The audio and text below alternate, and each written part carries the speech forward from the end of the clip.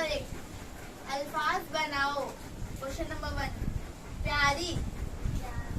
पे ये अलिफ रे ये क्या होगा?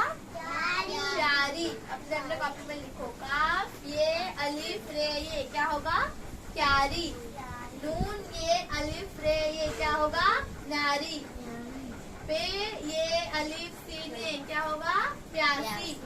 सवाल नंबर 2, लफ्ज को पढ़ो और लिखो। प्यारी, सब लोग अपने अपने कॉपी में लिखेंगे। प्यारे, प्यारे हुआ नारी। प्यासा, प्यारी, क्या, क्यों। सवाल नंबर 3, अलग लफ्ज को अलग अलग करके लिखो। फर्स्ट, फूल। फूल को हम लोग कैसे अलग करेंगे? पहले फ, फिर वाव, फिर लाम, क्या? फूल।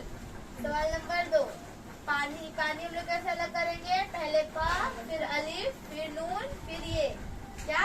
पानी। सवाल नंबर 3, से हम लोग कैसे अलग करेंगे? पहले सीन, फिर ये क्या? क्या?